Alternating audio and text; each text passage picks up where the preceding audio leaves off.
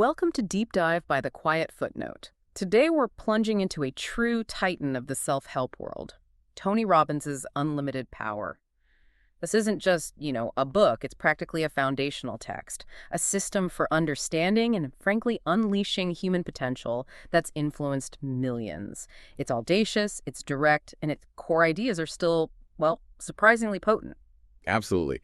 And our mission for you today is really to extract the most potent insights from this classic. We're going to view Unlimited Power maybe through three critical lenses. First, the author's original intent when he wrote it. Then its undeniable relevance in today's incredibly complex world. And maybe most importantly, how its principles can inform and, ignite your own journey. We want to give you the shortcut to understanding its enduring impact beyond just the surface level stuff. That foundation really sets up what I find to be the book's most, well, audacious claim. Robbins essentially argues that human potential isn't some fixed mystical thing you're either born with or not. No, he says it's programmable. He likens the human mind to a biocomputer you can actively hack, debug and upgrade. Which, let's be honest, sounds almost too good to be true, doesn't it? It certainly challenged the status quo back then. Robbins penned Unlimited Power in the 1980s. That was a period he often describes as his hungry Tony with fire in the belly phase. He observed people feeling like they were mere passengers in their own lives, just kind of buffeted by circumstances, emotions, or ingrained patterns. He found this deeply frustrating, seeing so much untapped capability out there. Okay, so beyond people feeling like passengers, what specific pain points did Robbins identify? What made him so passionate about creating this user manual? Well, he saw a fundamental disconnect. Most people had desires for success, energy, fulfillment, but they simply didn't know how to bridge that gap. From wanting to actually achieving. They often believed that peak performance was exclusively for the gifted or lucky, and crucially, they lacked a practical user manual for their own mind and body. There's this huge absence of systematic guidance, and he felt this, burning need to fill it. So the core question is, if high achievers, elite athletes, groundbreaking business leaders, amazing communicators, if they can consistently produce extraordinary results, what exactly are they doing differently? And could those differences be systematically replicated by anyone else? Is it some secret formula, or is it a learnable skill? That's it, isn't it? Precisely. Robbins aimed to fill that void, the lack of a systematic technology of achievement. Psychology at the time was often either very academic or purely therapeutic. And a lot of self-help was just vague inspiration. He meticulously stitched these worlds together. He introduced concepts like Neuro-Linguistic Programming, which is essentially the study of how our language, thoughts, and behaviors are structured and how they create our subjective reality, along with tangible state management strategies and what he called belief hacking, all to create a repeatable formula for excellence. He really wanted to demystify success. Okay, so the ambition was huge, a user manual for the mind. But what were the actual levers Robbins proposed? Let's dive into some of the core principles he identified, the ones that become your toolkit for change. Perhaps the most fundamental is what he called state management. This is all about recognizing that your emotions are a direct product of your physiology plus your focus. Change your body, change your life, basically. Then there's modeling excellence. Don't reinvent the wheel, right? Find people who are already getting the results you want and copy their strategies. Simple idea, profound applications.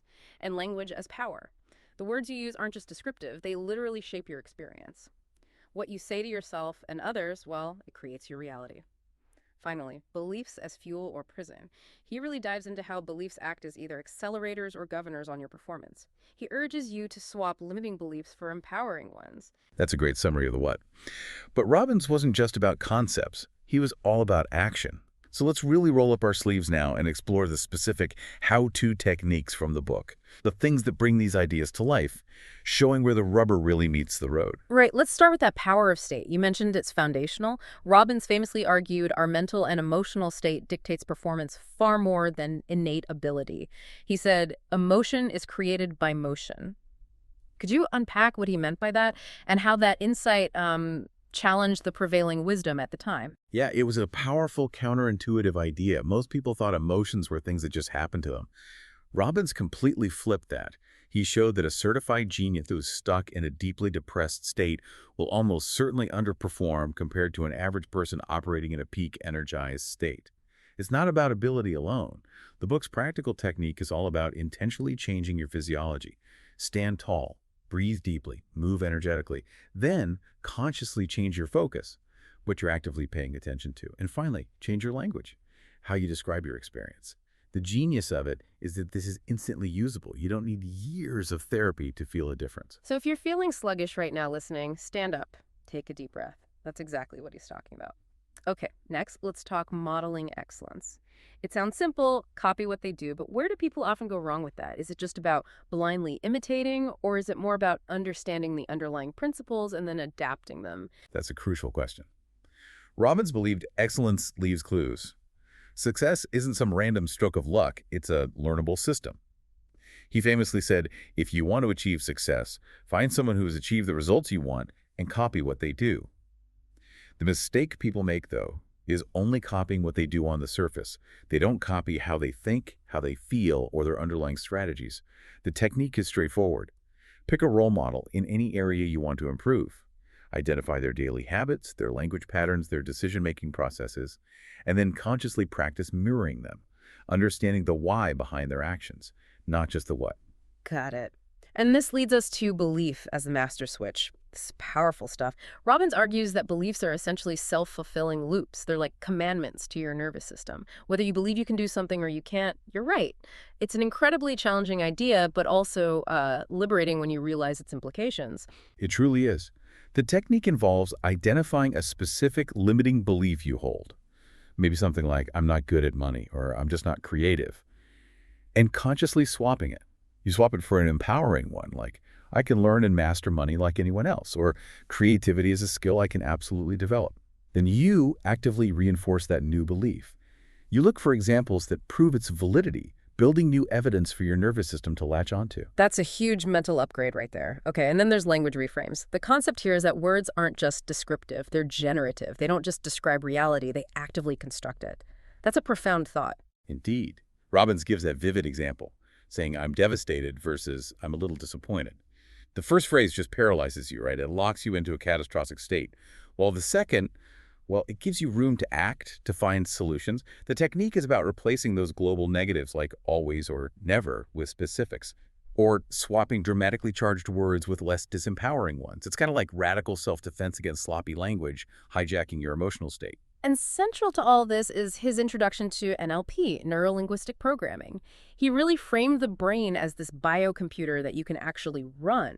He taught about submodalities, those specific, often subconscious qualities of our internal mental representations, like, is a memory's image large or small, bright or dim?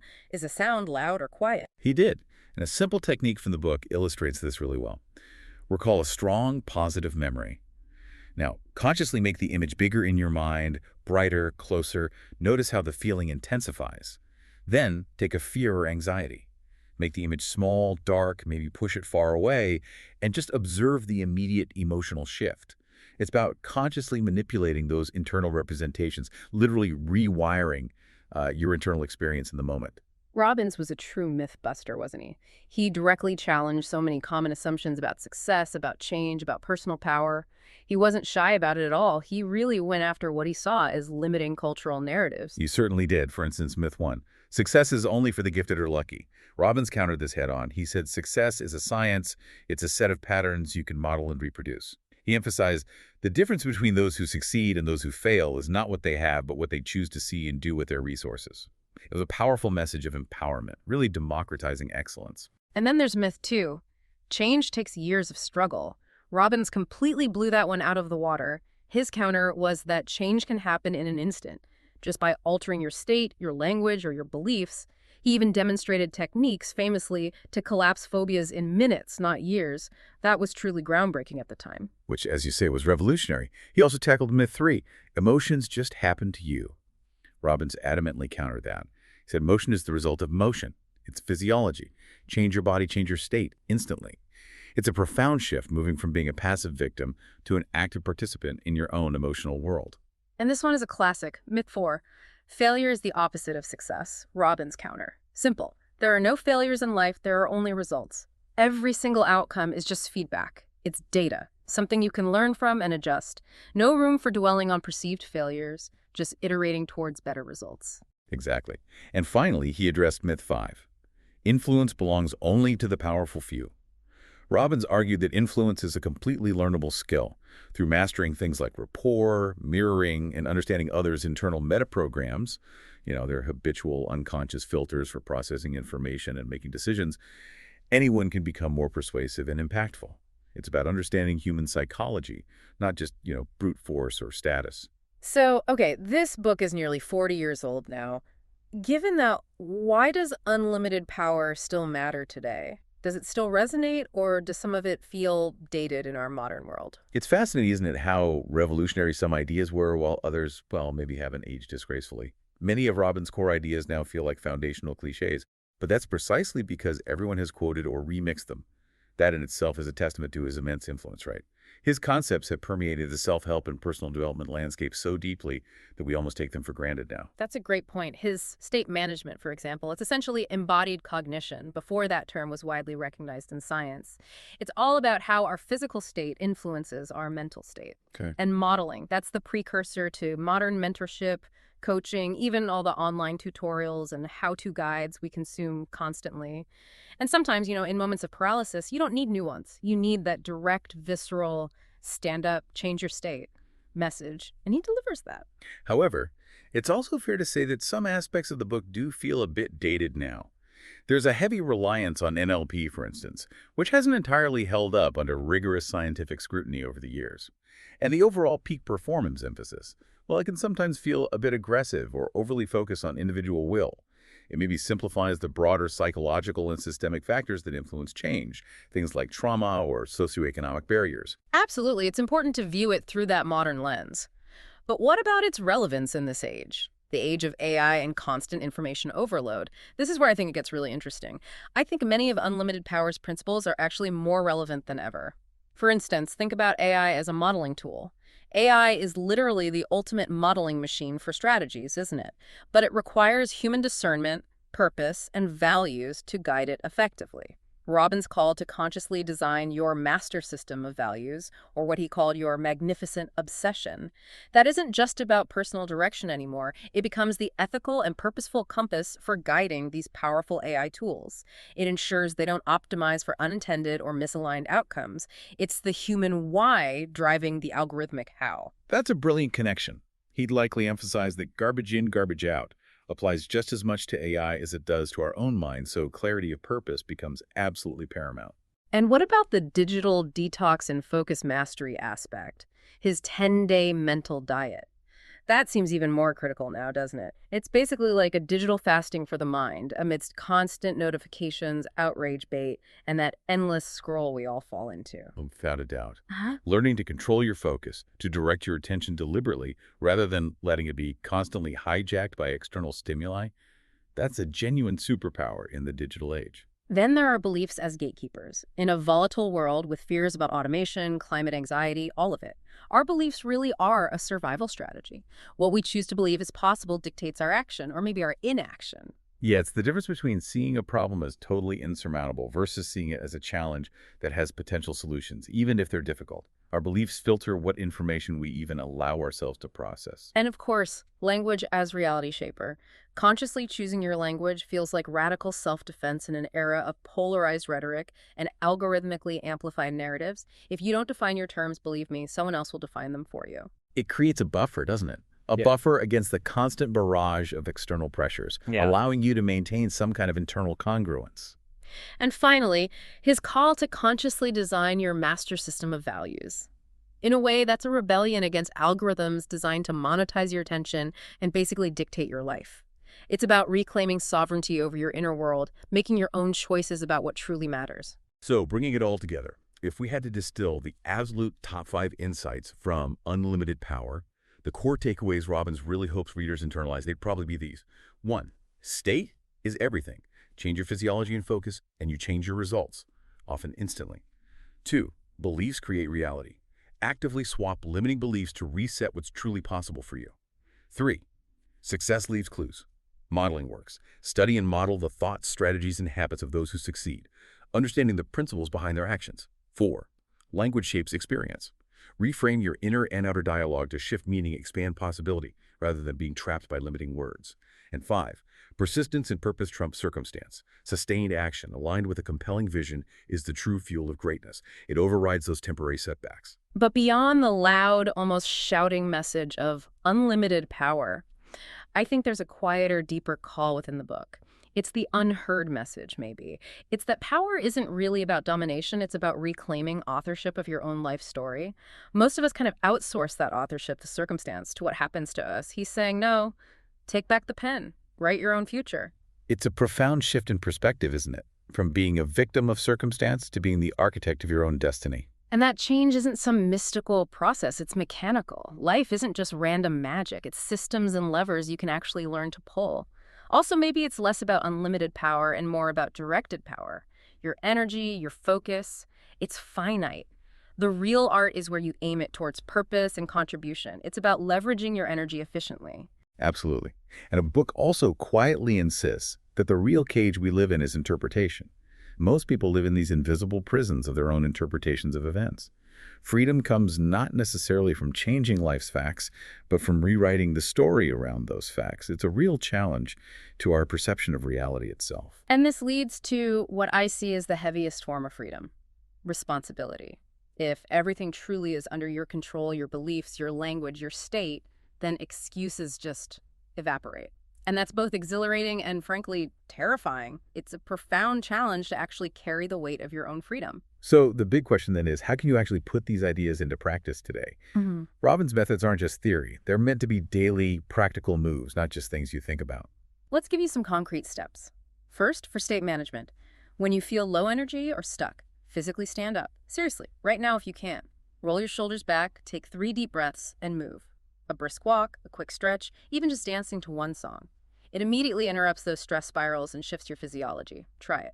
And for belief upgrades, write down one specific limiting belief that you feel is holding you back. Flip it into a powerful possibility statement, something like, I can learn and master X skill. Then, actively look for one real-world example, just one piece of evidence, that proves your new belief is valid. This acts like mental armor, especially in times of uncertainty. For modeling excellence, pick one person you truly admire in a field you care about. Identify their specific habits, their language patterns, maybe their daily routines. What are the key distinctions that seem to drive their success? Then just try replicating one of those patterns for a week. See what happens. Observe the results. The internet makes modeling so much easier now. There are endless opportunities to learn from others. Then there's language reframes. Just notice a dramatic or negative phrase you might often use, like, I'm drowning in work. Consciously replace it with something more accurate but less disempowering. Maybe, I'm handling a lot right now. Feel that immediate shift in your energy. It really is radical self-defense against language that pulls you down. And finally, his famous 10-day mental diet, but maybe adapted for the digital age. For 10 consecutive days, make a commitment to not dwelling on negativity.